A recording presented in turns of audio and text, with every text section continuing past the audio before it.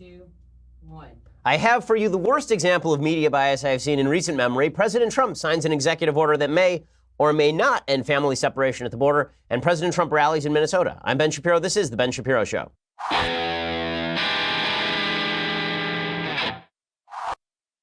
In case you missed the news, this August I am taking The Ben Shapiro Show live to audiences in Dallas and Phoenix. You'll be able to see me in person and join in an audience Q&A. Tickets are going really fast. They're almost sold out in Dallas, and they're nearing sold out in Phoenix. Go to dailywire.com/events to get your seats and additional info. It's going to be a blast, and I really look forward to seeing all you there. All the VIP tickets were already sold out. If you're a subscriber, you got first crack at those. But we still have a few seats left in Dallas and Phoenix. So please, if you're in those cities or you want to travel to those cities for the event, I think they're going to be a blast, and I look forward to seeing you there.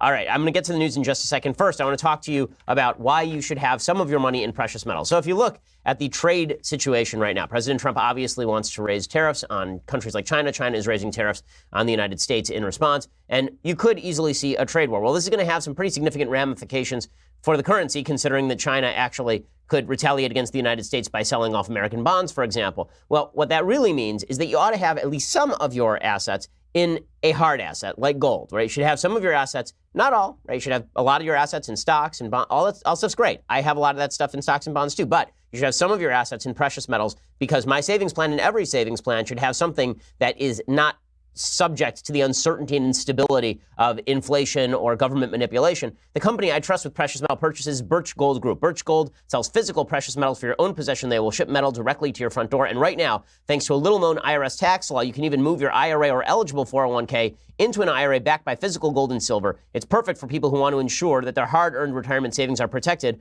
from future geopolitical uncertainty. And there's a reason they have so many 5-star reviews and they have such a long-standing track record of continued success. Contact Birch Gold Group right now. Get a free information kit on physical precious metals. It's a comprehensive 16-page kit showing you why and how you should invest in physical precious metals. And then once you've got all your questions answered and you've asked all your questions, go to birchgold.com/Ben. That is birchgold.com/Ben for that free information kit and to invest. Birchgold.com/Ben. Use the /Ben so they know that we sent you. All right, so we have heard nonstop over the last 2 weeks that President Trump is Hitler.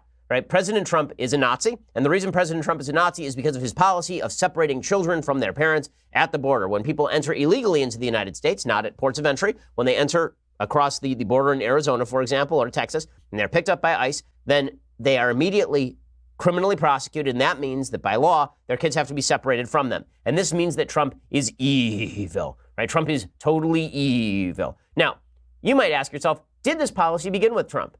And as I've been saying for well on 2 weeks now, no, this policy did not begin with Trump. This policy began with Barack Obama, whose policy in 2014, 2015 was that he would arrest entire families and keep the kids unified with the parents. And as I have said also, that there was a 2016 ruling, Ninth Circuit Court of Appeals, that says you're not allowed to do that anymore. You have to release the kids. That's what leads to the parental separation. I've also been saying that if Trump backed down on this, that if Trump said we're going to reunify the families but keep them in custody, immediately there would be a bunch of Democrats who signaled that this was unacceptable as well. So separating families was like the Nazis, and keeping families together in custody is also like the Nazis. The only solution left, of course, is to release everybody into the general population. And that's exactly what Democrats have been pushing for. Well, one of the things that is truly maddening about this entire situation is the lack of intellectual honesty on virtually all sides on it, but particularly from the left. Tammy Baldwin is a senator from I believe, Wisconsin. Is that correct? And Tammy Baldwin was on CNN yesterday, and she was specifically asked about whether she felt the same way when young migrant children were being imprisoned by Barack Obama. Brooke Baldwin actually asked her a solid question on CNN, so good for Brooke Baldwin. Watch Tammy Baldwin struggle to come up with an answer as to why she wasn't angry when Barack Obama was imprisoning children. Did you raise your voice under the Obama administration? You know, in numbers of cases, usually I remember a constituent who was in detention at the border, arguably very inappropriately, and we raised our voice in that instance and many others. But we've got to do this now in unison. It's not enough to do it case by case or senator or House member by House member. We've got to resolve to fix this issue. Okay, so that's a no. Okay, that's a no. I didn't care when Obama was president. Yes, I do care when Donald Trump is president. The best evidence that the media seriously don't care about this issue until Trump is president comes today courtesy of the Associated Press. So there's a story from the Associated Press. Here's the title. Young immigrants detained in Virginia center allege abuse.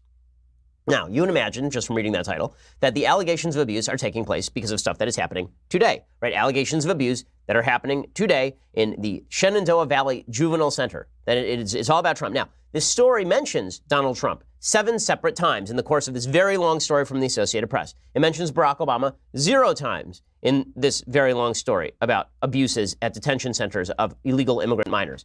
And now, there's only one problem. All of the abuses alleged in the story happened under Barack Obama's watch. All of them happened in 2015, 2016. That is buried in paragraph 19 of this story. Paragraph 19. So paragraph 19, they finally mention, oh, by the way, all these illegal immigrant minors who were abused or allegedly abused, they're abused under Obama. They mention that in paragraph 19, and they mention Donald Trump 7 times, and they mention Barack Obama by name 0 times. And then you wonder why when Donald Trump goes to his rallies and he shouts about fake news and people cheer and chant fake news, you wonder why people take Donald Trump seriously when he says fake news? Because you bury the lead, and then you don't report that Obama had anything to do with it. And how bad were these abuses? The answer is pretty damn bad. Here's the Associated Press. Immigrant children as young as 14 housed at a juvenile detention center in Virginia say they were beaten while handcuffed and locked up for long periods in solitary confinement, left nude and shivering in concrete cells. The abuse claims against the Shenandoah Valley Juvenile Center near Staunton, Virginia, are detailed in federal court filings that include a half-dozen sworn statements from Latino teens jailed there for months or years. Multiple detainees say the guards stripped them of their clothes and strapped them to chairs with bags placed over their heads. Whenever they used to restrain me and put me in the chair, they would handcuff me, said a Honduran immigrant who was sent to the facility when he was 15. Strapped me down all the way, from your feet all the way to your chest. You couldn't really move. They have total control over you. They also put a bag over your head. It has little holes you can see through, but you feel suffocated with the bag on. In addition to the children's first-hand translated accounts in court filings, a former child development specialist who worked inside the facility independently told the AP this week she saw kids there with bruises and broken bones they blamed on guards. She spoke on condition of anonymity because she was not authorized to publicly discuss the children's cases.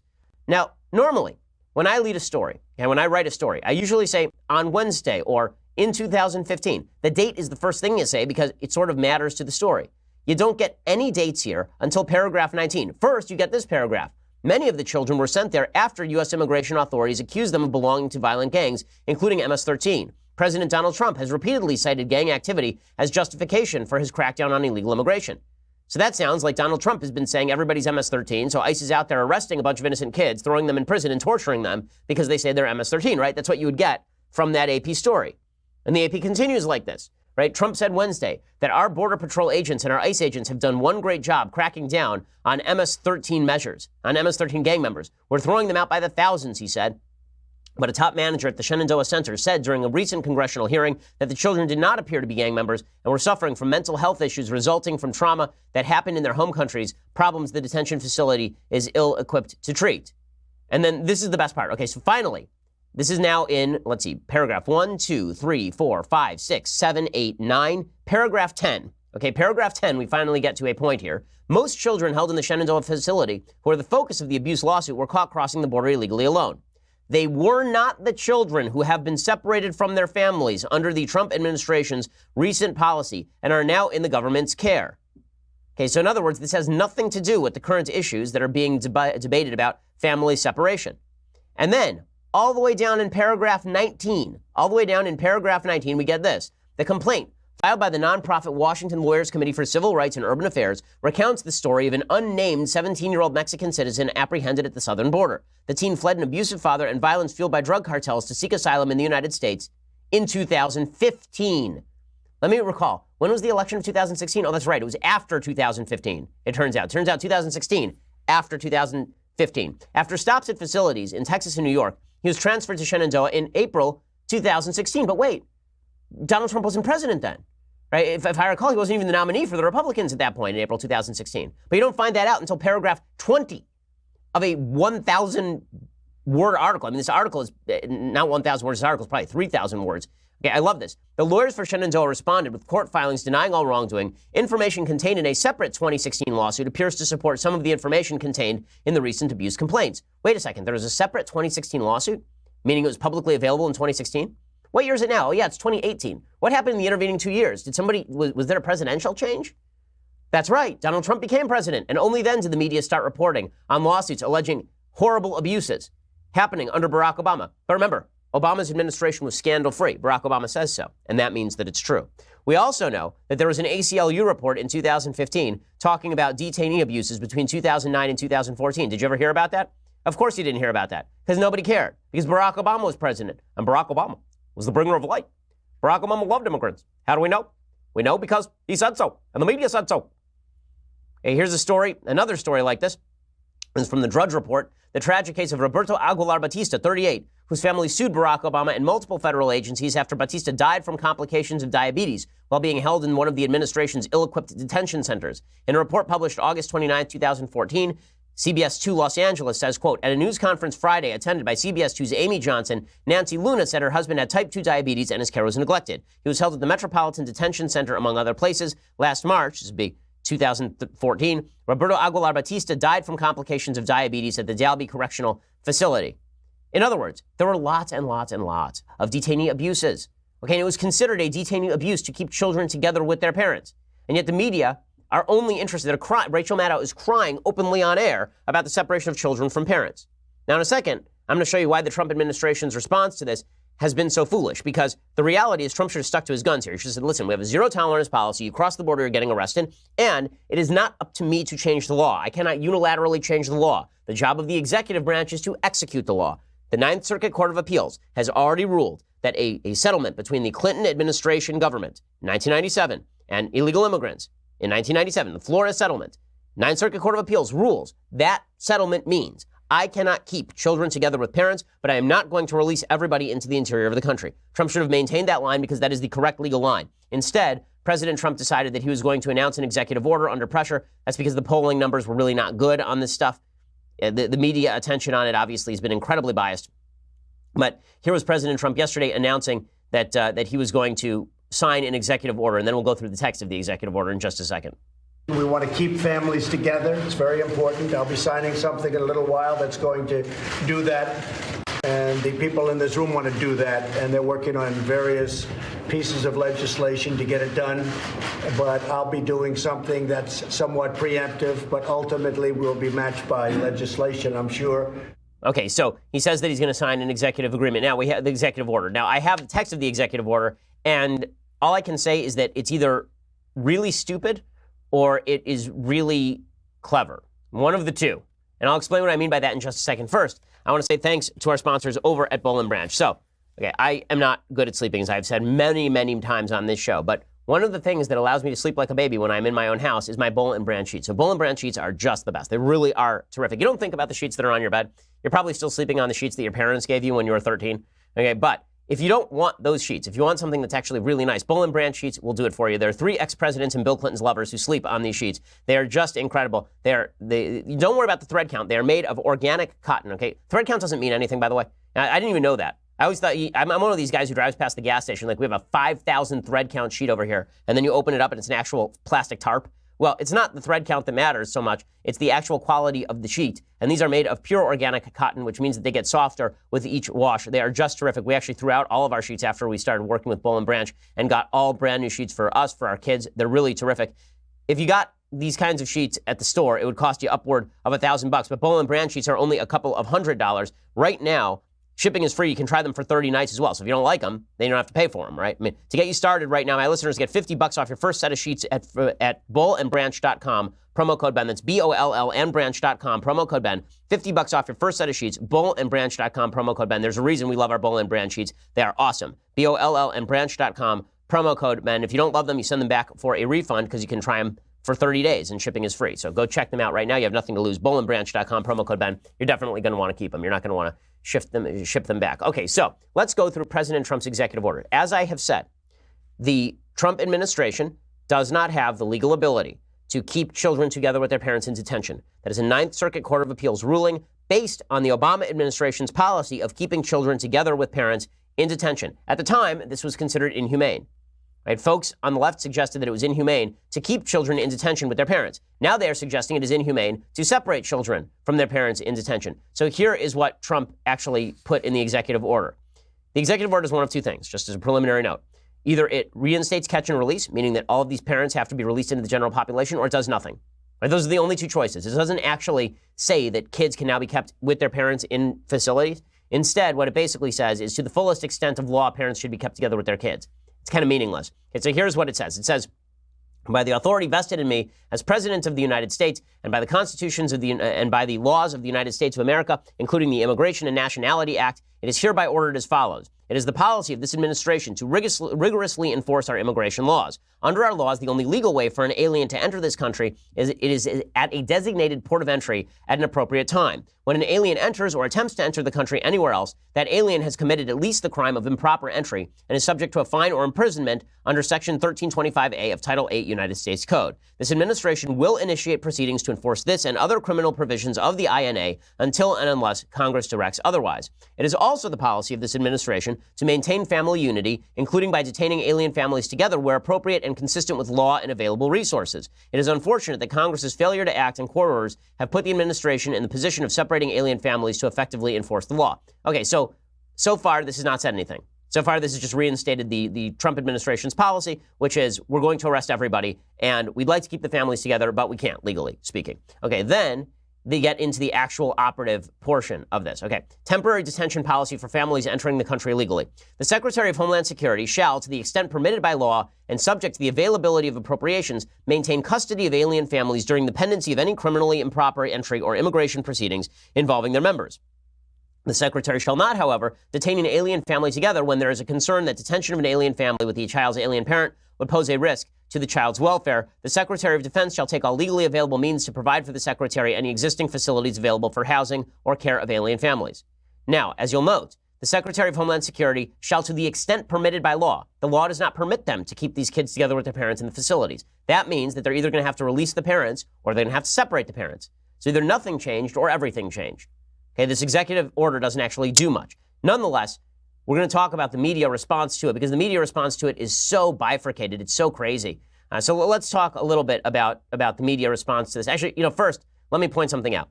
Here's a chart on catch and release. Okay, so catch and release is the policy that pre-existed Trump, where instead of arresting everybody who crossed the border illegally, instead they would just arrest a bunch of people and then they would release them into the society and then they would hope that they showed back up in court for their day in court. Well, in absentia rates for released aliens, initial case completions, fiscal year 2016, 39% of people in 2016 who were arrested and then released, 39% of them never showed up again. So nearly 40%, 4 in 10. Frankly, I'm shocked that it's only 4 in 10. I'm shocked it's not 7 in 10. That's a huge number of people.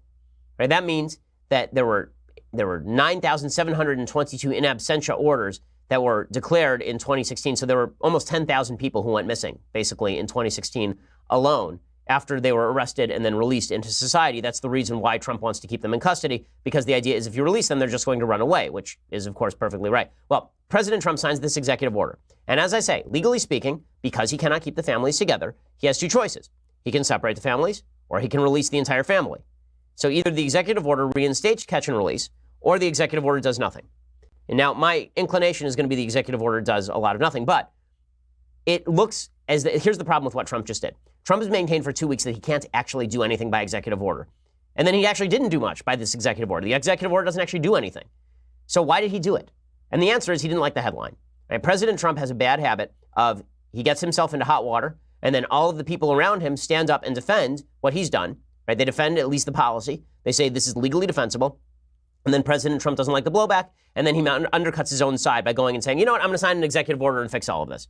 Okay, well, you can't sign this executive order doesn't do anything, right? It is ineffective. But it does hand a headline to the left, which is Trump folded, Trump caved. So Stephen Colbert last night on his execrable show, he said that President Trump folded by issuing this executive order.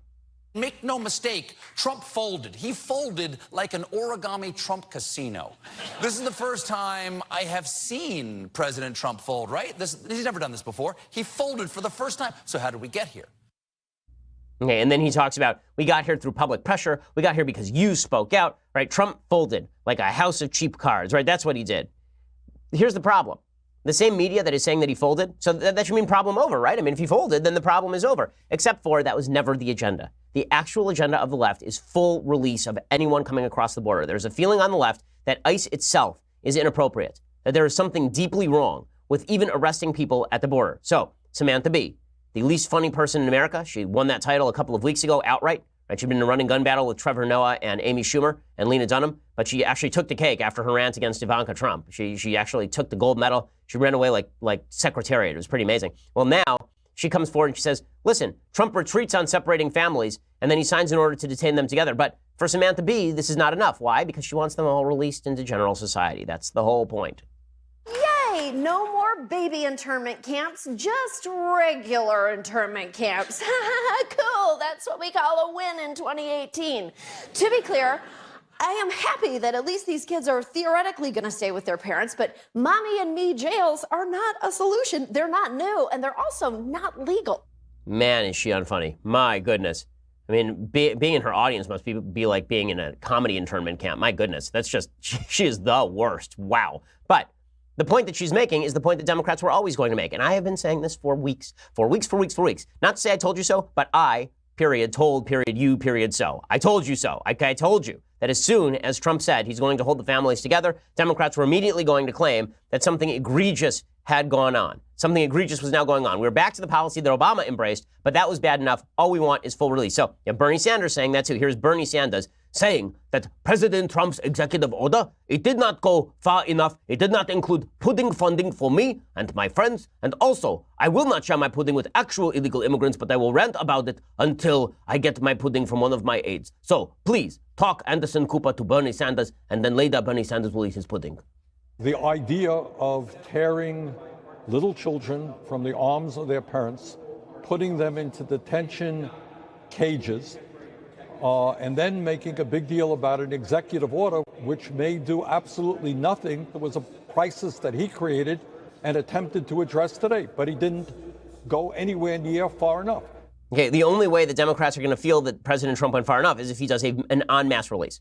Right, is that he gets an en masse release of all of these people. And that, of course, is the whole point here, right? That's what the media is pushing for, as well as what the media are pushing for. Here was Time Magazine's new cover. Time Magazine has a brand new cover out.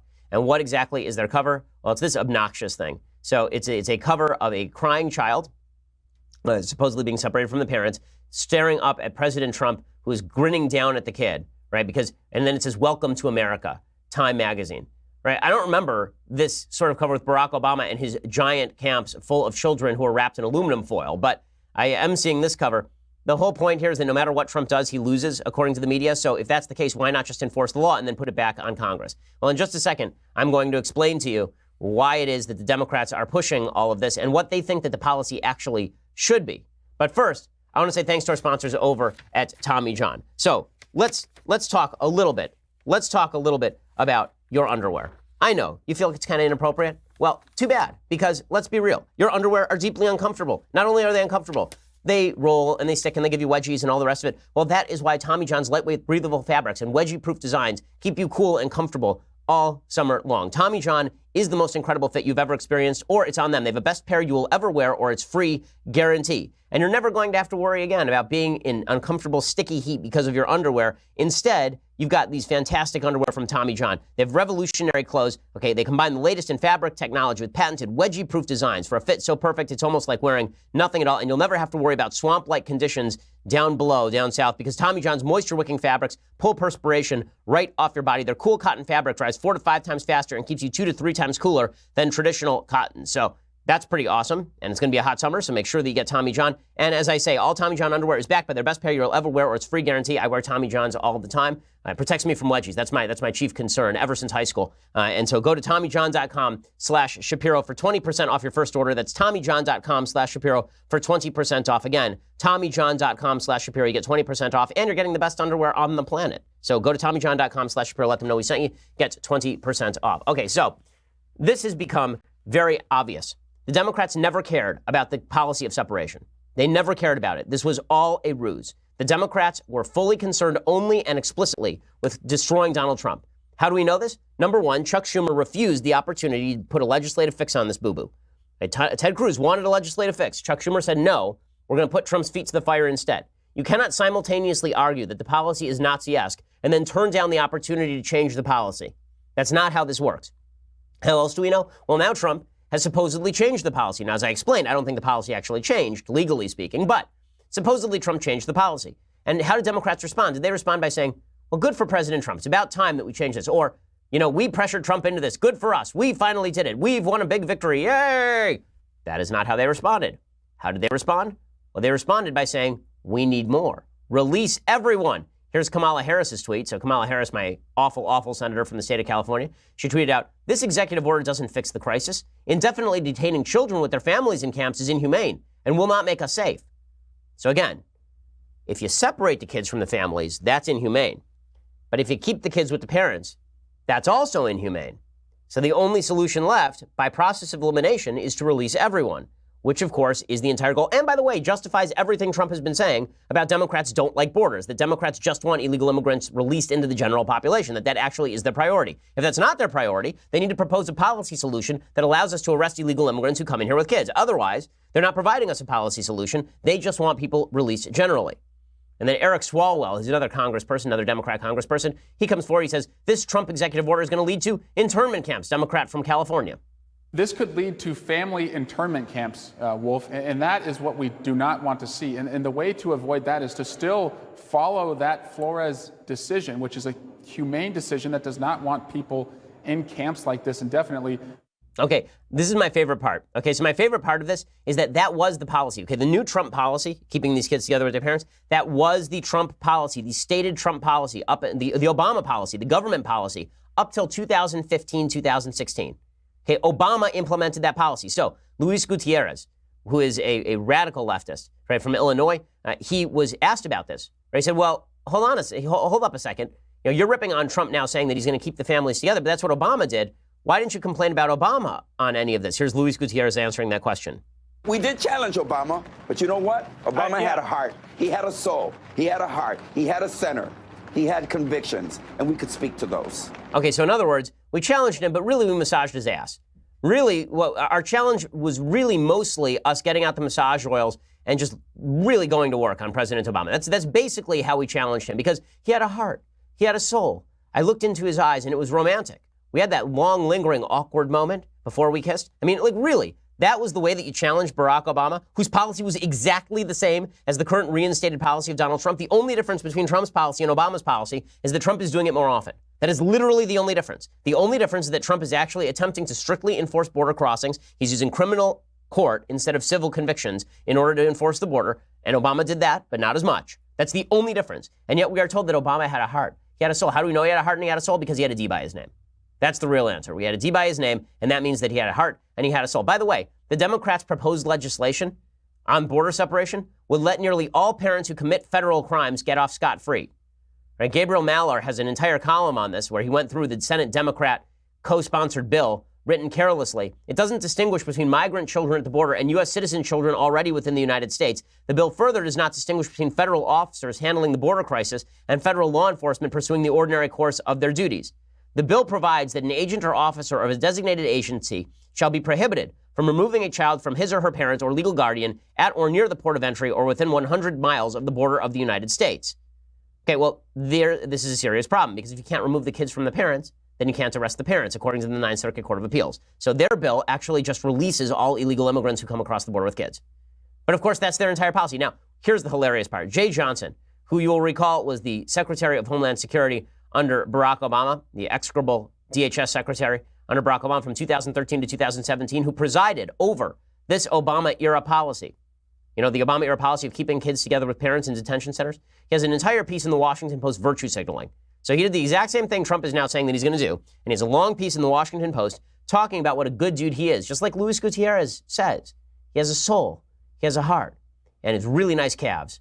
Anyway, here's what he says. My wife and I spent Mother's Day in 2014 at a U.S. Border Patrol center in McAllen, Texas. The facility had been built for single adults, but it looked like a crude daycare center flooded with children. In the midst of that flood, my eyes were drawn to one little girl sitting alone at a desk and being processed by a Border Patrol agent. I was struck by her long black hair, which was beautiful despite the hot and dirty journey from Central America she had just completed. I asked her, "Why did you come here?" She replied, "I'm looking for my mother in the United States." She began to cry. The translator began to cry. I began to cry. Yeah, really. This is what he's writing, okay? This is the guy who was responsible for actual families being held in detention centers in 2014, 2015, and who said openly that this was a deterrent policy designed to keep little girls with beautiful black hair from journeying from Central America. And he says, as I witnessed the Trump administration's current practice of separating children from their parents at the border with Mexico, the image of that little girl and hundreds of other migrant women and children is fixed in my mind. Not the images of those kids who you were keeping in detention centers, Jay Johnson. The images, of course, that have to do with Trump. Now, here's the whole point here. Democrats don't actually have to act sympathetic. All they have to do is act as though they are sympathetic. They don't actually have to pursue policies that are sympathetic to American citizens. They don't have to pursue good legal policies. All they have to do is talk about how much they cry, and we're all supposed to pretend that means that they have the best of intentions. He says, I hesitate to criticize my successors in office who are burdened with the responsibility of keeping the U.S. homeland and its borders secure. I hesitate to cast doubt on the hard work of those who once worked for me in the DHS. Yeah, he hesitates in the pages of the Washington Post. But when it comes to certain offensive and wrong-headed government policies, those of us with a public voice and who understand the issue cannot stay silent. So what exactly is the problem with the policy, according to Jay Johnson? He says he doesn't like the zero-tolerance deterrence policy.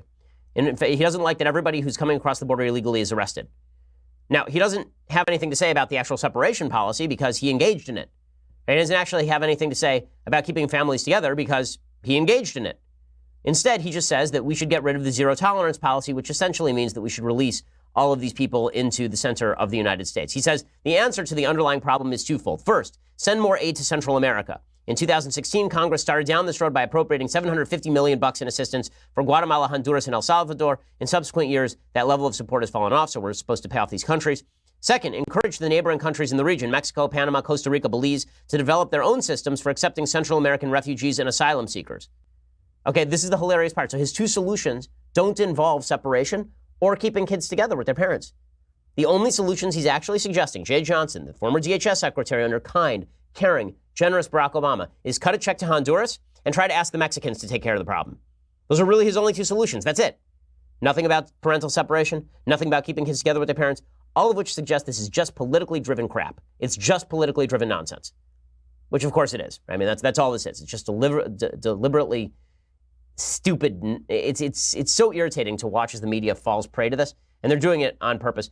I'm going to give you the worst of all of these people's responses in just 1 second. But for that, you're going to have to go over to dailywire.com. For $9.99 a month, you can subscribe to Daily Wire. When you do, you get the rest of this show live. You get the rest of the Andrew Klavan show live. You get the rest of the crappy Michael Knowles show live, if that's something that you deeply, deeply need. And when you get that $9.99 a month subscription, you also get to ask us questions on Fridays or when we do the conversation. Earlier this week, we had the angriest episode of the conversation ever with Alicia Krause. And the questions came fast and furious because I was furious. So it was great. If you want to ask questions and have those questions answered, become a subscriber. Also, you get first crack at our VIP tickets when we do our big events like we're doing in Dallas and Phoenix coming up in August. If you get the annual subscription for $99 a year, you get this. Behold the glory. The leftist tears hot or cold tumbler reappeared from the ether today.